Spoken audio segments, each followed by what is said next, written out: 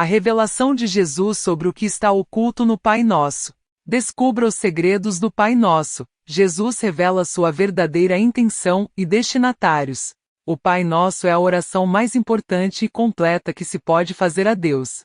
E é a única ensinada por Jesus aos seus discípulos. Encontra-se em Mateus 6:9 e em Lucas 11:2 há uma versão mais curta. É a oração mais recitada pelos cristãos, mas corremos o risco de dizê-la sem entendê-la, quando sua maior força está em sua compreensão espiritual.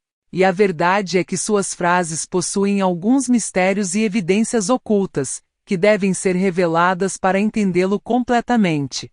Por isso Jesus explicou cada frase do Pai Nosso a Maria Valtorta e qual era sua intenção ao fazê-lo. Aqui falaremos sobre a revelação que Jesus fez sobre o Pai Nosso a Maria Valtorta, levantando o véu de mistérios que cada frase esconde. Jesus disse a Maria Valtorta: no Pai Nosso se encontra a perfeição da oração. Quando você diz isso, você reza com todo o céu. E acrescento: nela tudo está incluído, tudo é oferecido, todo pedido do que é para ser pedido e dado. Se o mundo pudesse viver o Pai Nosso, o reino de Deus já estaria no mundo. Em O Evangelho como me foi revelado, Maria Valtorta conta o que Jesus lhe explicou sobre os mistérios de cada frase desta oração, e tudo faz sentido. Pai Nosso que estais no céu. A oração começa com a lembrança de que Deus é nosso Pai de todos, também dos pecadores e pagãos, o Deus universal. Ele é o Criador de todas as coisas. E ao lembrar que Deus é o Pai da humanidade, nos reconhecemos como filhos de Deus. Jesus diz: só o meu amor te poderia dizer, diz Pai Nosso. Com esta expressão, publicamente vos investi com o título de filhos e filhas do Altíssimo, e meus irmãos e irmãs. E este Pai, nosso Criador, está no céu, o que significa que Deus não é humano, não é um Pai terreno. Deus é diferente de nós, é espírito e amor, e reconhecer a sua grandeza permite-nos louvá-lo e adorá-lo. E também significa que somos muito pequenos diante de Deus, que Ele governa tudo. E é por isso que nos colocamos em oração como filhos de Deus que confiam em seu poder. Santificado seja o teu nome. Jesus diz a Valtorta: repita pensando em mim, eu, Deus, o Filho de Deus, que o pronunciei diante de você com suprema veneração e supremo amor. Repita-o na alegria e na dor, na luz e na escuridão, na paz e na guerra. Aqui também lembramos o terceiro mandamento: não pronunciarás o nome de Deus em vão, porque este nome deve ser louvado e glorificado. Venha o teu reino. Esta invocação deve ser a pulsação de toda a sua vida, diz Jesus a Valtorta. Por esta petição, pedimos a Deus que torne realidade a glória de Deus e seu reino. O reino de Deus se manifestou em Jesus, que é o único homem em quem Deus reinou inteiramente. Quando pedimos a Deus que reine, estamos pedindo a Ele que estenda seu reino na terra e liberte nossos corações do pecado. Seja feita a tua vontade assim na terra como no céu. Jesus diz: aqui você se junta a todo o paraíso, que faz a vontade do Pai. Você deve, com boa vontade, arrancar a sua vontade do seu coração e colocar em seu lugar a vontade do Pai. E acrescenta: quem faz a vontade do Pai vive em Deus, porque só Ele sabe o que é bom para nós. Ao aceitar sua vontade, a pessoa se compromete a confiar plenamente no Senhor, coloca-se sob sua autoridade e coloca a própria vida em suas mãos. E devemos entender que Deus concederá os pedidos que fizermos somente se forem bons para nós. E às vezes será em circunstâncias inesperadas. E depois de atendidas as petições do Espírito, como somos pobres vivendo em meio às necessidades da carne, pedimos pão àquele que alimenta as aves do céu e veste os lírios do campo. Dá-nos hoje o pão nosso de cada dia. Jesus diz: eu disse pão porque o pão é o rei dos alimentos, o essencial para a vida.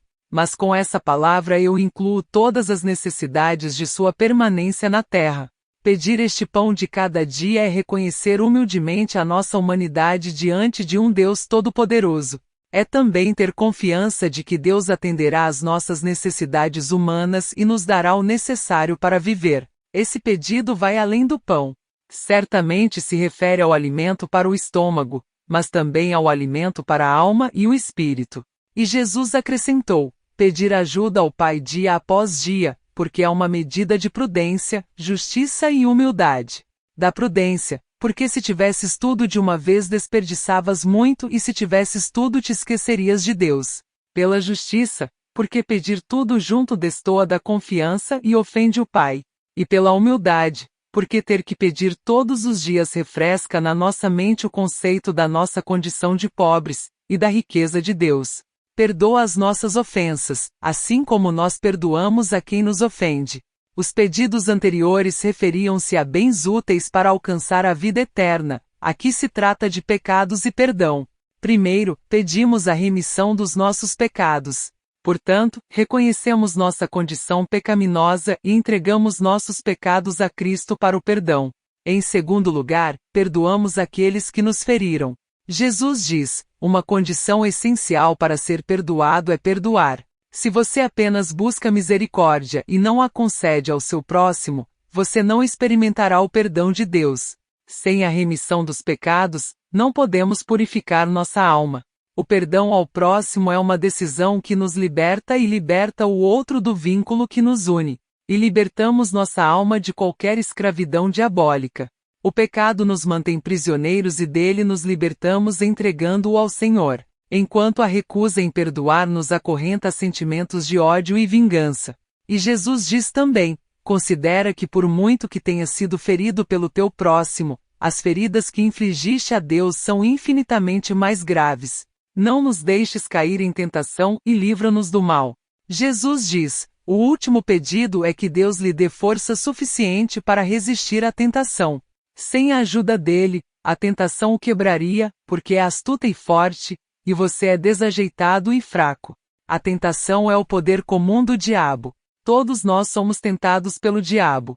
E pedir livramento a Deus é um sinal de humildade para nós que nos reconhecemos fracos para repelir os ataques do diabo.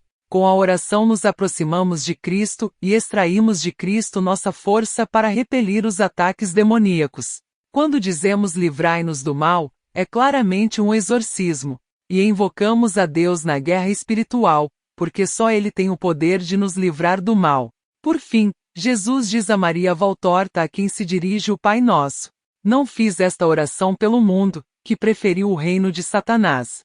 Eu dei e fiz esta oração por aqueles que o Pai me deu porque são dele, e fiz isso para que sejam um com o Pai e comigo, começando nesta vida, para alcançar a plenitude da união em o outro.